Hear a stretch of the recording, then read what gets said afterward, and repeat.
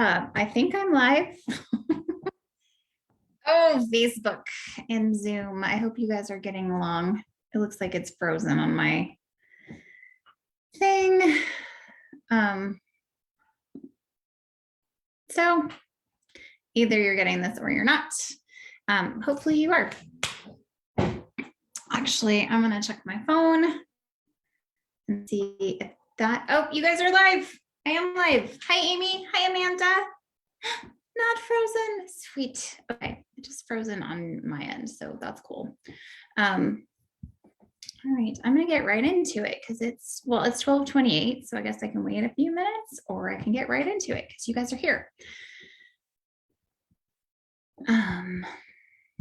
Yay, I'm so happy this is working. I'm gonna share my screen. So, what are chakras? I think that, so when I got into working with chakras, I was like, oh, those are cute. Like, this will be fun. And then I started working with my friend Kara, and she had invited me into a chakra sisterhood. And we were like, that'll be fun and cute. And it was not fun or cute. It was really hard because chakras are really where your trauma is stored. So as human beings, we are able to take in about 4 billion bits of information per second. This means that we can drive down the road with our windows open and feel the air coming and blowing on us and adjust the temperature and eat a sandwich and watch the birds and watch a squirrel cross the road and do all of the things, right? None of this particularly stops us because, dear God, we'd never get anything done if it did. So we have all of these billions of bits of information come at us. However, the information that doesn't just pass right through us is if there's an emotional trigger to it, right? So emotional triggers are really based on our trauma. And if we haven't metabolized or shifted the trauma out of our system, it gets stuck in the chakra, it becomes a samskara. And this will just attract more and more of the same trauma. So do you guys ever notice that the same thing keeps happening to you, like over and over and over again? It's kind of the same story.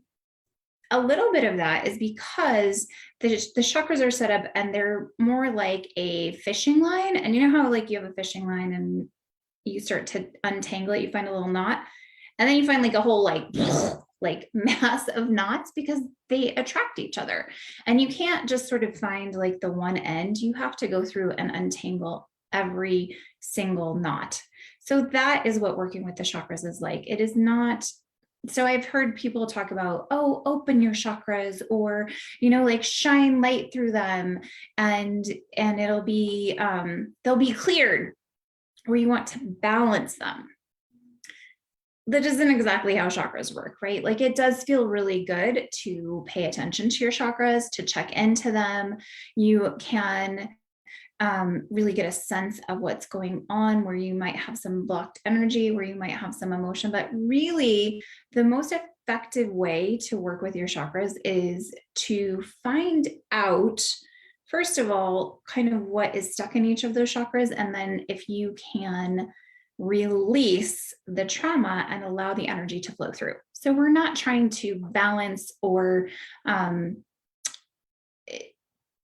we're really trying to open. We want energy to flow through us and really have a choice so that we are not triggered by the trauma that we are saving in our chakras. So essential oils are solid self-care. You guys all know this because you're on this page. You guys already use and love essential oils, but I'm going to talk about the physiological effects. They absorb into our cellular tissues because they are lipid soluble. That just means that they're oil-based and they can go inside of our cells. Not much. When we take over the counter medications and things like that, they are not lipid soluble. They don't go inside of our cells, but essential oils can come into our tissues. Oils have specific cellular targets. So that means that they're able to really target anything, no matter what body they're in. Oils are biologically active, so they have direct interaction with our receptors and our enzymes, which means that they can help to trigger our hormone receptors and create change in our body. And again, in any body, whether it's healthy, whether it's unhealthy, whether there are things that you're working on, the essential oils are still going to be able to have interaction with the receptors and the enzymes of your body.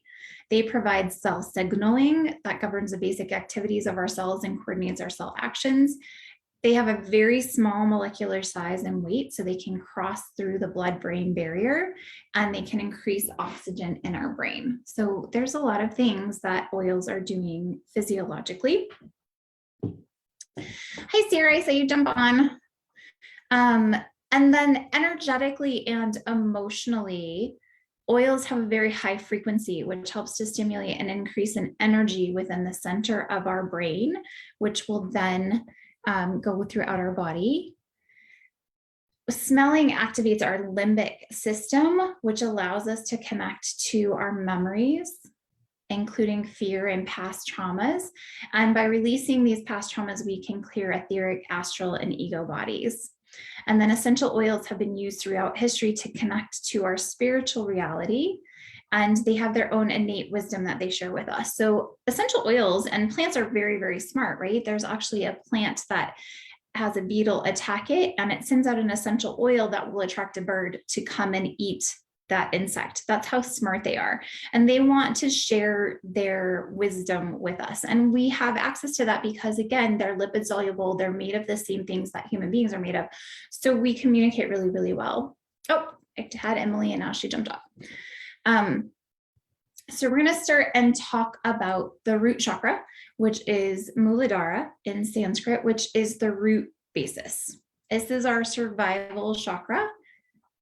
And it helps to define our relationships with shelter, all things survival, right? So our shelter, your relationship with money, your relationship with food and your body, your closest family members, your inner child, and any inner child trauma that you have. It's the foundation. It's everything, right? Everything that we're working on. And this is the chakra that is sort of defined first, because as children, from the time that we are conceived until we're about 8 years old, the only thing we're concerned about is survival, right? Do we have enough food? How is the money situation in our house? Is it causing stress for mom and dad? Do we have shelter and a place to live? How are mom and dad? Like, that's where I'm getting all of my love and attention from. And so any of the traumas that happen will really form the basis for how the rest of your life is informed and how you react to triggers. So a lot of us are still working with these inner child triggers, right? And some children experience horrendous trauma. Others experience trauma like, I got lost at the mall. I didn't know where my mom is.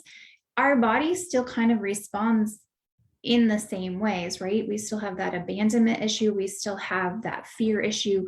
These things can become the defining points for us. So we really want to sort of look at the trauma, and to whatever degree that we can, to not be so triggered by different things, right? To really look at our relationship with our closest family members, with our mom, our dad, our siblings, and then as we are older, our husbands and our own children. We want to look at our relationship with food. Was food scarce in your house? Was it something that you had to eat really fast because you had so many siblings and you needed to get enough? Was money an issue for your parents, or was money always abundantly available for you? Were you moving a lot as a child? That can be hugely traumatic for our root chakra. And then again, now as adults, do we relate to our inner child? Do we really take care and relate to the inner child, or do we just sort of become our childlike self whenever any kind of stress presents itself and react from our 4-year-old or 5-year-old self? The element of the chakra is earth. It's a very grounded, again, it's the foundation. We're grounded into the earth. We're connecting to the earth.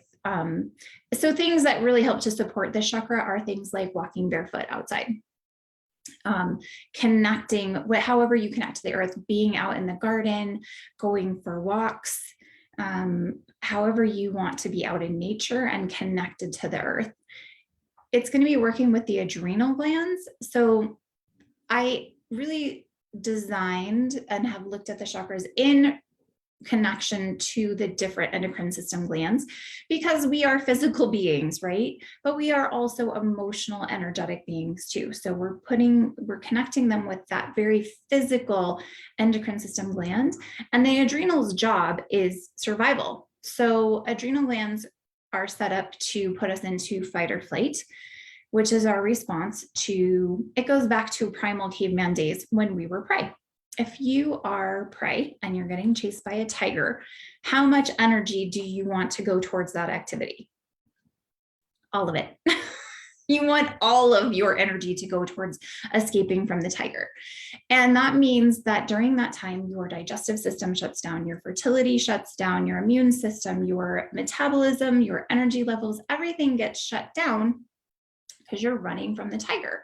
What does get activated is lots of cortisol, lots of adrenaline, and lots of blood sugar that gets pumped out into your system. So in caveman days, we would be running away from a tiger for 1 to 2 minutes, right? Not a long time, because either you've escaped from the tiger and you're safe and you can relax and calm down, or the tiger has eaten you. Either way, problem has been solved. Well, now we live in a society where we have lots and lots of stress coming at us.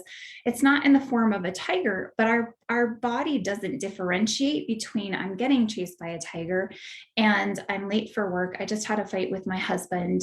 My children are freaking out. I'm living through a pandemic, etc. Right? We still have this stress response and we switch into fight or flight. Some of us switch into fight or flight 30 to 40 times per day. And a lot of this has to do with the trigger, the foundation in the chakra, right? This trauma that we have not necessarily processed through becomes the lens through which we see all stress coming. So we will see stress and then we respond from sort of our inner child trauma. And the more that you've had that happen, the more that sort of collects and gathers in that chakra.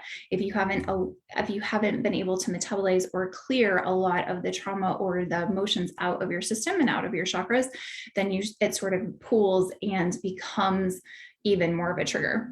So we're going into fight or flight 30 to 40 times per day. Some of us can't even switch out of fight or flight. That's just where we live. And we wonder why we don't have good digestive function, why we're having such a hard time with fertility or with perimenopause issues. We wonder why our metabolism starts to shut down, why we don't have enough energy, why we're not getting proper amounts of sleep. We're not getting any of that because we're just in fight or flight. So we really need a way to be able to cool down the adrenal glands and that fight or flight response. And again, a good way of doing this is to really look at some of the trauma that if you look at those 5 different foundational things, just take a look and see what is triggering to you. Does talking to your spouse about money just make you want to run and hide? Are you frustrated and freaking out about the food that you're eating, or not content with your body image? Is that something that you've struggled with? How are you doing shelter-wise? Did you just move? Do you have a place in your home that is just a sanctuary, or is it just sort of, you have mess and projects everywhere? So really find a place that can become your sanctuary, that can become a place where you have a chance to just like settle down and bring your system back into rest and digest. And then look at the relationships that you have, your very closest familial relationships, and then getting into inner child work, which can be very, very intense. So there's some things that we can do to support you through all of this. The oils that I really like to use, all of these are really, really supportive to your physical body, especially to your adrenals. So they help to support adrenal function. Basil is the oil of renewal. It helps you to settle and come out of fight or flight. It helps you to come back into rest and digest. When we have been in fight or flight for a long time, we really want that space of renewal. We want that place of like, again, that's why having a sanctuary is so, so important. Lemongrass is the oil of cleansing. It's cleansing to our energies, our emotions, our living space, and it's incredibly grounding for our system. It gives us a place of respite and sanctuary. Again, having a place where you can be safe, having a place that's nice and clean and orderly and cleansed of anybody else's energy or emotions is very, very important. You can also use these two just on your adrenals during the day I would say, every hour from when you wake up in the morning until about 5 p.m.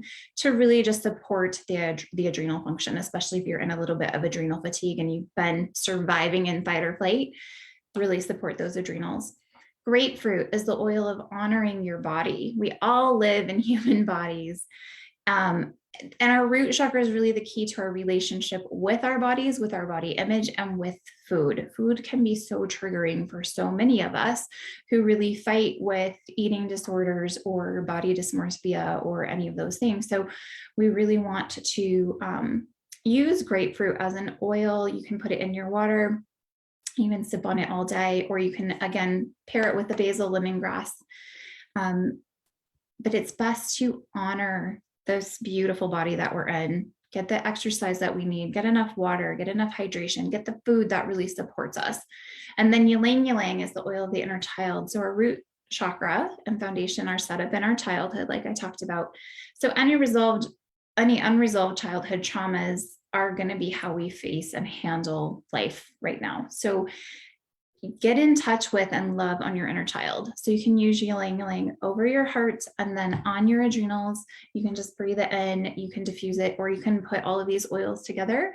If you guys have my chakra kit already too, this is the blend. This is the first chakra blend.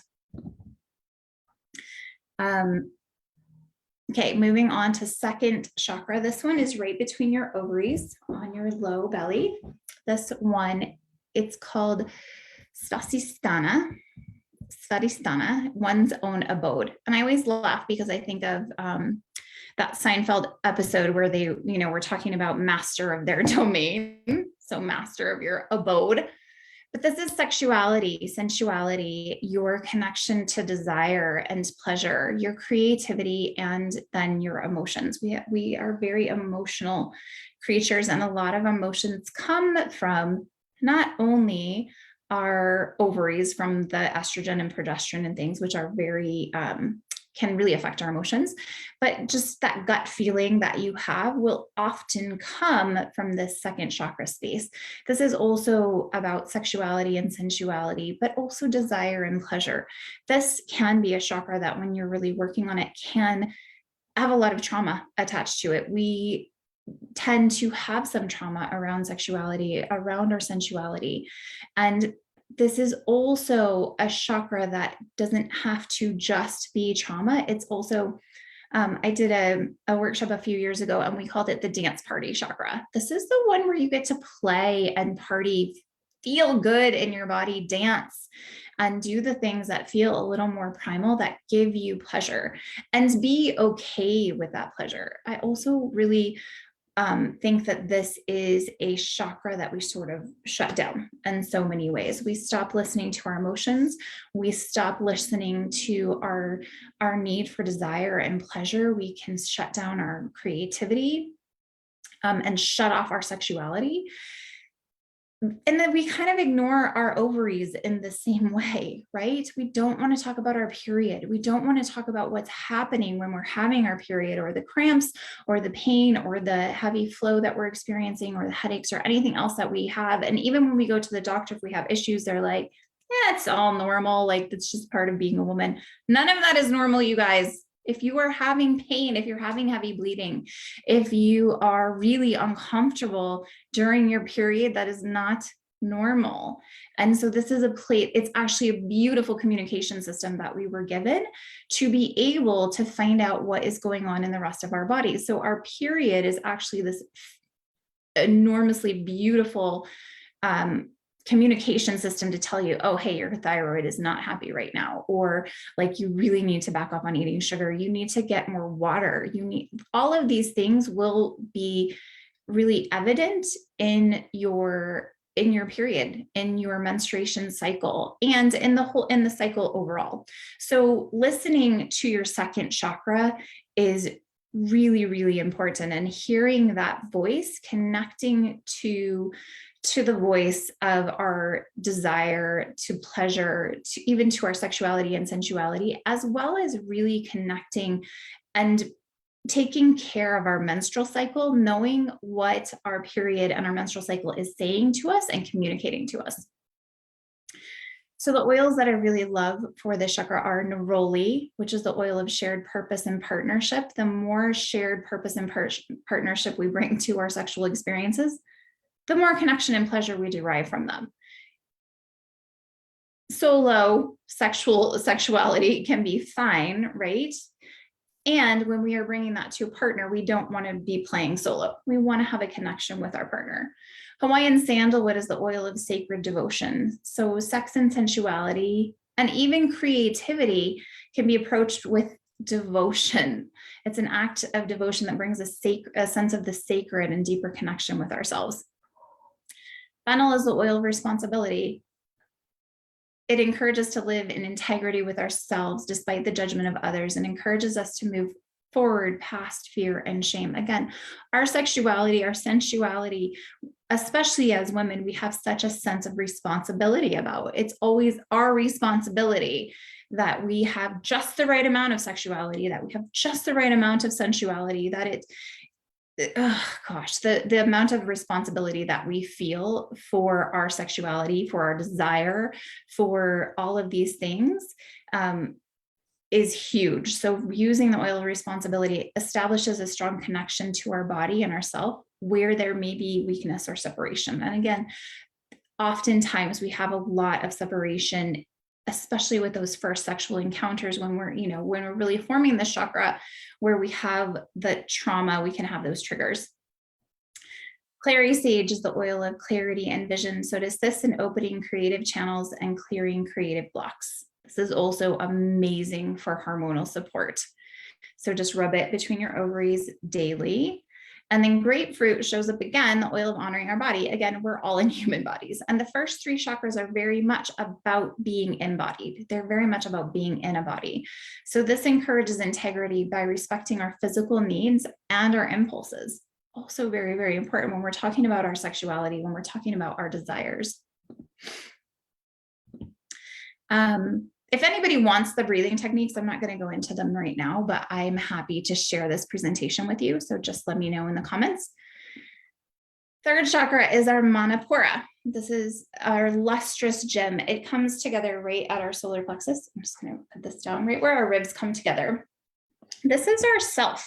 This is who we are in the world, our self-confidence, our self-worth, our self-expression. And this one shows up a lot in relationships. If you think about it, who we are can vary depending on who we're with, right? We are different people when we're with our childhood friends or when we're with our high school friends, as opposed to being with our parents or our grandparents or our relatives, as opposed to being with our drinking buddies, or, we have a lot of different relationships that come out and different ways that we show up in relationship.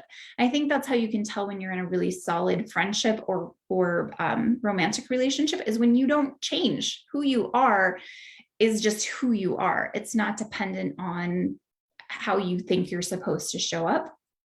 This element is fire, the sun. And this is a place where I really think that we deserve to shine.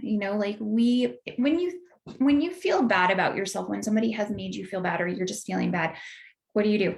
You go like this, right? You drop your shoulders forward, you close off your solar plexus. So you guys have probably heard the expression, fake it till you make it, lift your chest, pull your shoulders back. What that really means is open your third chakra. So if you're watching this right now, go ahead and lift your chest, pull your shoulders back. Oh, it can feel really intense too, to open up this chakra. It can feel very vulnerable, and it can definitely, for me, I'm feeling a little bit emotional right now. I'm like, oh, this is because I'm presenting to all of you, because I'm putting myself out there in this way. But I really think that it's so important, especially as women, that we allow ourselves to shine, that we are really brilliant, that we shine forth from this chakra and from this place of self-expression, of self-worth, of self-confidence. When you allow yourself to be brilliant and shine, you give permission to everyone else to do the same. So how great is it when we do this? We're giving no one permission, not even ourselves, to shine, right? Everybody else kind of just does the same thing because they want to protect you. We really do want each other to be happy, and we want to protect each other. So we kind of fold forward. What if instead we just like lifted our chest, reached our shoulders back, and opened our and we're just like, oh my gosh, things are so great. Isn't it wonderful when you get together with friends and they tell you how amazing things are?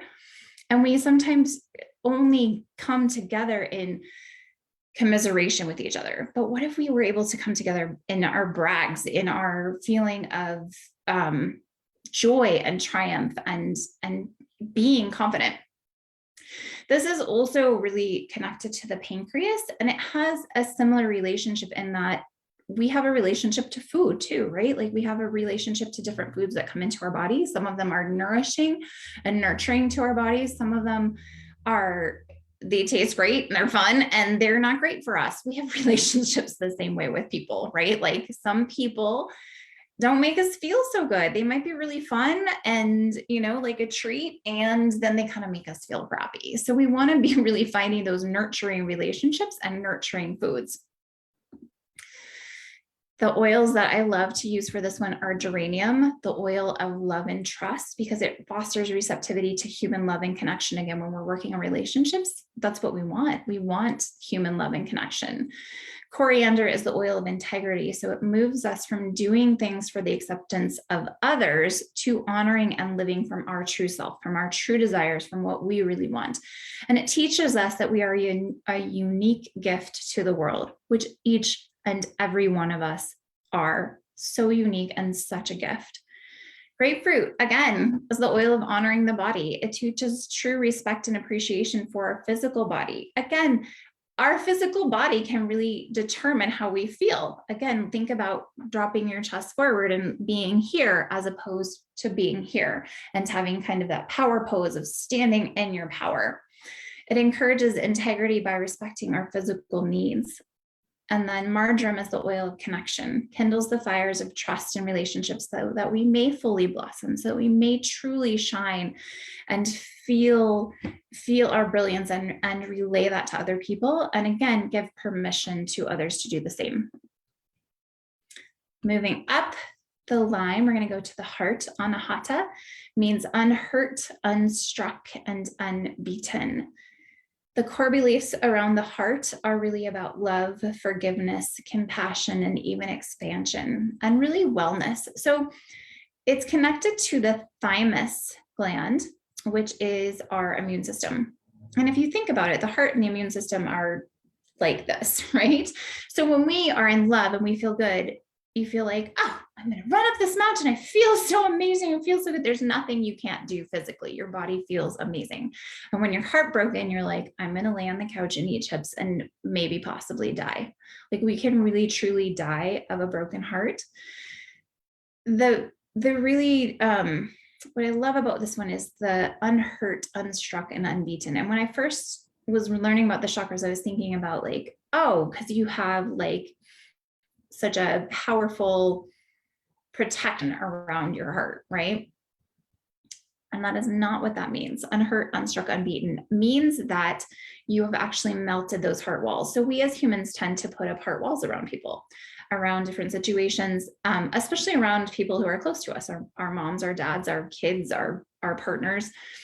We tend to start to put up a wall, and then again, we see them through this lens, right? We see them through this wall. All of the things that they've said that have been hurtful to us, we put up a wall and we react and respond to them. I notice this with my husband a lot, right? He'll get busy, he'll say something that I think is hurtful, I'll put up a wall. And then the next interaction I have with him is sort of through the lens of that wall, instead of just taking him as he is and being really present. So the way to really melt your heart walls is appreciation, is gratitude. So when I start to feel really upset with my husband, or feel like I just have built up this wall and I can't, and heart walls get built up all the time, you guys. It's not like you melt it and it's gone. It's something that we as humans are really, really good at building back up. So you might have to melt your heart walls often. But I notice for me, and I use my husband as the example because I do build up heart walls around him. But all I have to do is go back, and sometimes I have to go way back to a time when my heart was really, really open to him. So I think about the day that we got engaged. I think about the day that our children were born. I think about the day that we got married. I think about, and this starts to open me up and appreciate the little things that he does, that he made me breakfast, that he brought home my favorite flowers, that the way that he looked at me this morning when I woke up. There's so many different things, and it starts to break away that heart wall.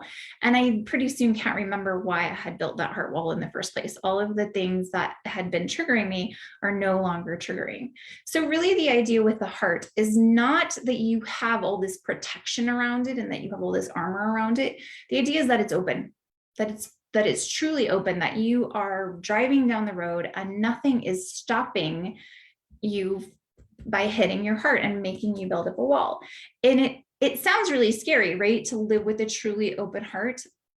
But in this way, you actually have better discernment, you have better boundaries, because you are not trying to make someone else love you.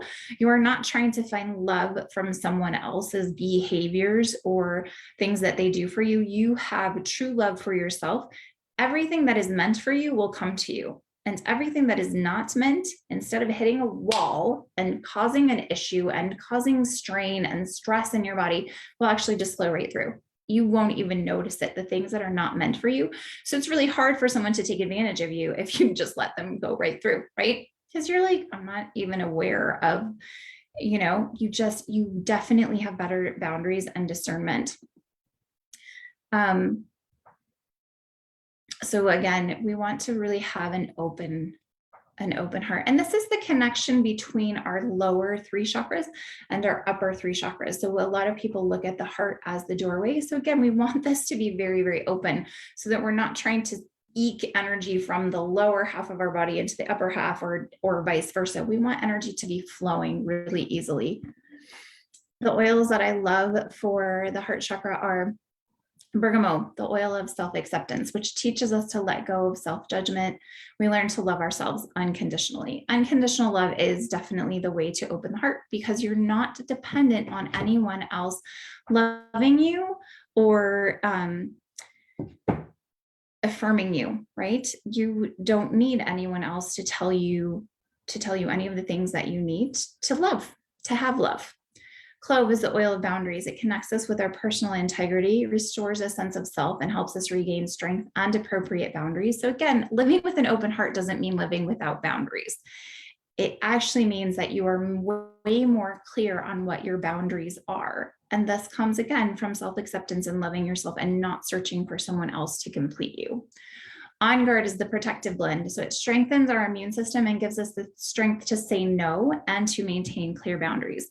And again, this is the most loving thing that we can do for ourselves and for other people. This is really truly a way to stay open-hearted. Rose is the oil of divine love. So it helps to fully open the heart by teaching the need for divine grace in the healing process. A lot of times our heart needs healing and needs to know that, again, that we are loved unconditionally. And we find that not from other people, but from ourselves and from the divine. Tangerine is the oil of cheer and creativity. And this was the one that sort of ended up in this blend that I was like, well, and then I thought about it. And what do we do when we are recovering from a broken heart? We watch funny movies. We start to create things. All of these really beautiful love songs came from a broken heart, right? That creativity is so important for healing and for helping us to love again.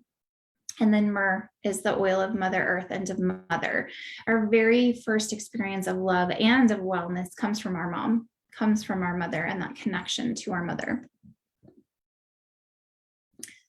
And then Vishuddha is the throat chakra, kind of located, it's just up on your throat. It's connected to your thyroid. This one is purification. The core beliefs are truth, communication, connection, and understanding. Purification is such a apt word for what we do with the throat, right? Is that we let our voices out. We let ourselves be heard. And around truth. There are two truths that we're always working with. We're working with our emotional truth, which can be super intense, right? It can be angry, it can be rage, it can be fear, it can be misunderstanding, it can be shame, blame, lots of stuff, right? Do we want to communicate all of that with another human being? Not necessarily. It can be really hard to communicate all of that intensity to another person, because again, it's probably going to trigger them in certain ways. Do I want you to speak your emotional truth though? Absolutely. One of the best things that you can do to release and really metabolize your emotions is to speak them. So maybe this means that you talk to yourself. I love to talk to myself because I'm so smart. So if I'm having an issue, if I'm having something that is bothering me, I will just start a conversation with myself and truly listen to what the answers are. It's one of my favorite ways to get clarity. And again, I'm so smart. You can also choose to scream in your car. You can scream into a pillow. You can find a therapist that really helps you get into your emotions. If you are just talking and telling your story, that is not as powerful as a therapist who actually takes you to the point of emotion, where you can rage, where you can scream, stomp your feet, you can cry, really get the emotion out of your body. And there's something that's so powerful when we do this with our voice. There is muscular constriction, there is breath, there is air, like there is a huge amount of metabolizing and processing that we're able to do by speaking. So it's not enough to just journal it out. It's not enough to think about it. Those things will help, but it's so helpful to speak it, to sing it, to scream it, whatever. Then you get to the real truth. So this is the difference between, say your husband didn't do the dishes and you're really mad, you're really upset, and you come at him with all the emotion, with your emotional truth, which is all the rage and anger and upset. And it comes out as, you lazy blah, blah, blah, like you call him names. He's lazy. He's stupid. He's never done anything for you, blah, blah, whatever. Like, is he going to be able to listen to that? Or would it be better to say, you didn't do the dishes. I felt really disrespected and really undervalued. It would help me so much if you would do the dishes.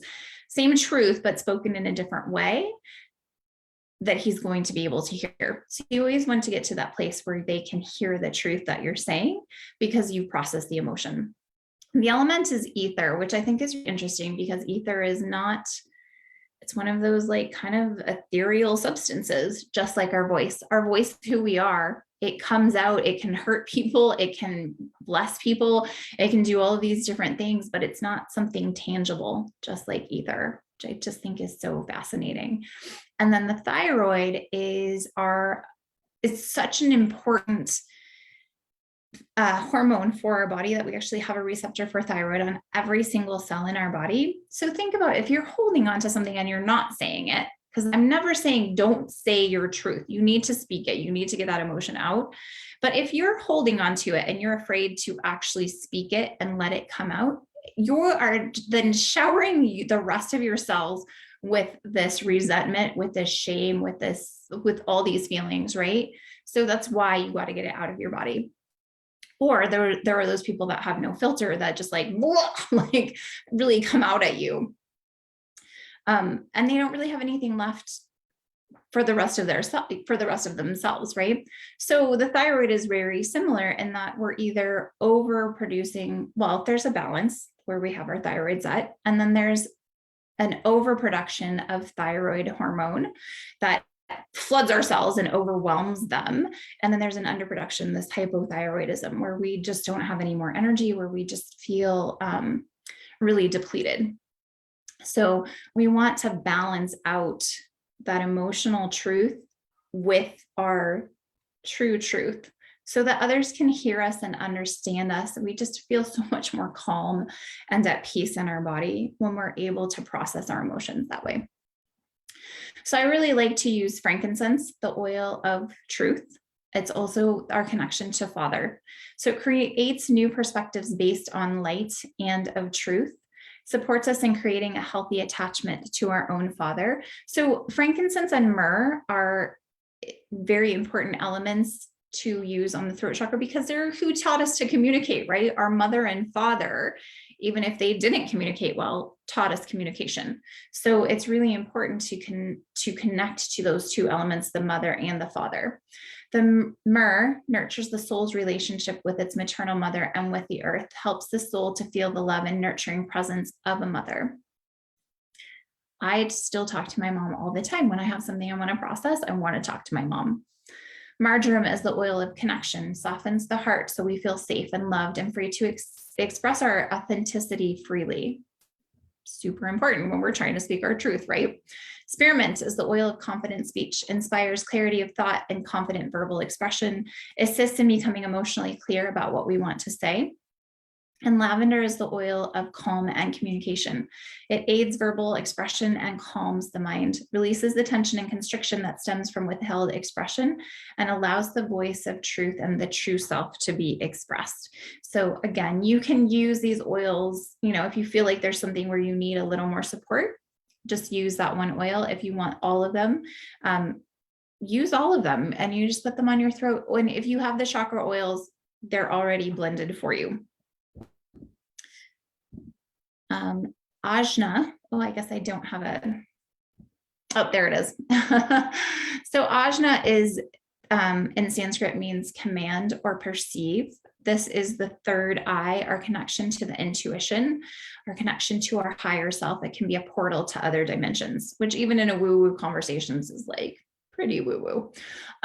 But the connection to our intuition is so important because we all have those inner mean girl voices, right? Those voices that are like, you're not enough of this, and you're too much of this, and no, blah, like, and those can be incessant, right? But you guys also have experienced that deeper, wiser voice that says that you are beautiful. You are powerful. You are wise. You are doing exactly what you need to be doing. You've got this, right?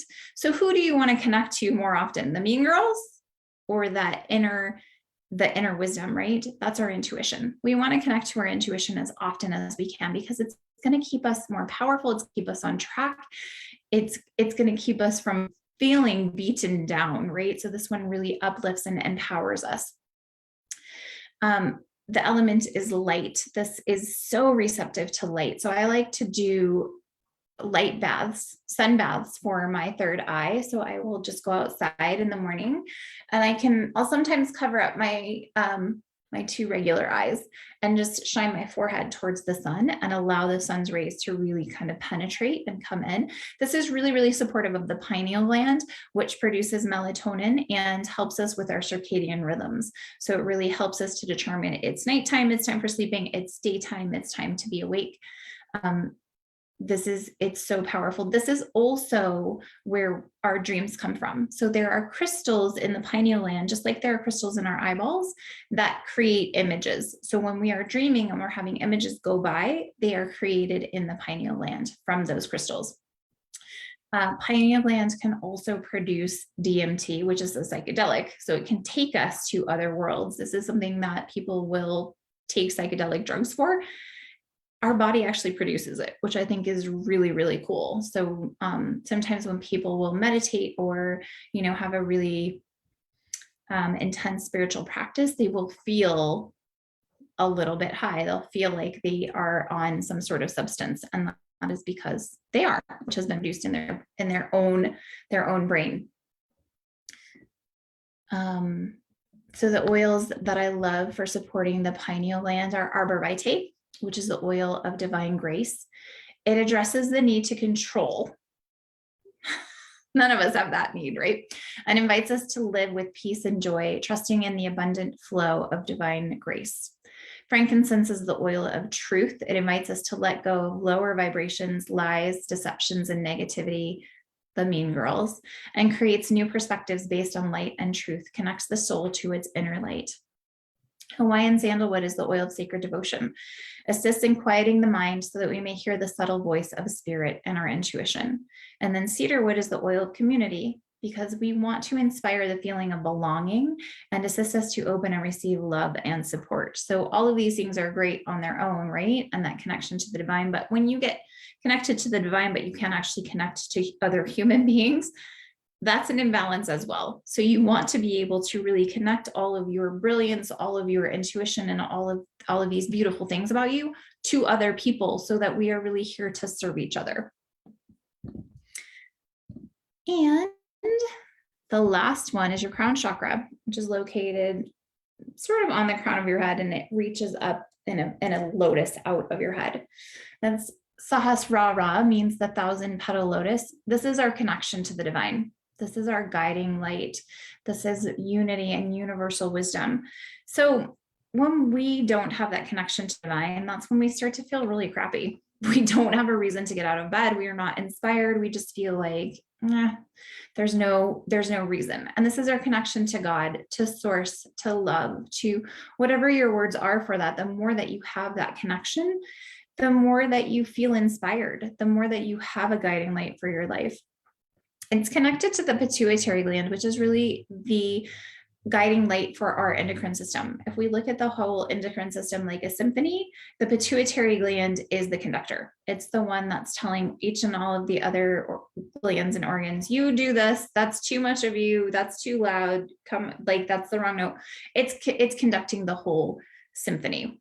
So it is the guiding light, just as the crown chakra is the guiding light for our life.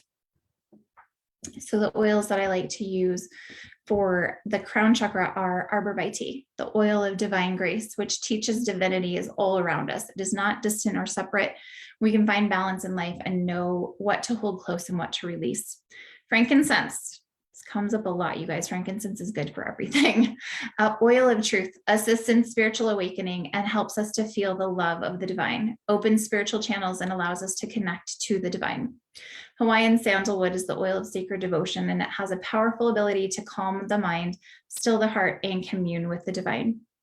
Copaiba is the oil of unveiling. So it reminds us that the divine knows us anciently as whole beings, from our earliest childhood wounds to our current limitations, and loves us unconditionally anyway. Copaiba is so, so powerful for connecting us to our bodies, connecting us to our soul, connecting us to our divine and our purpose. Geranium is the oil of love and trust, restores confidence in the innate goodness of others and in the world. And Siberian fir is the oil of generational healing, which I think is so profound, because in so many different cultures, the divine is our ancestors. We have so much to learn and gather, and so many things that the ancestors passed to us. So this oil helps aid in healing and reconciliation of a life full of mixed experiences and feeling gratitude for all of it. So let me see. I'm going to stop sharing. And that's what I know about chakras, you guys.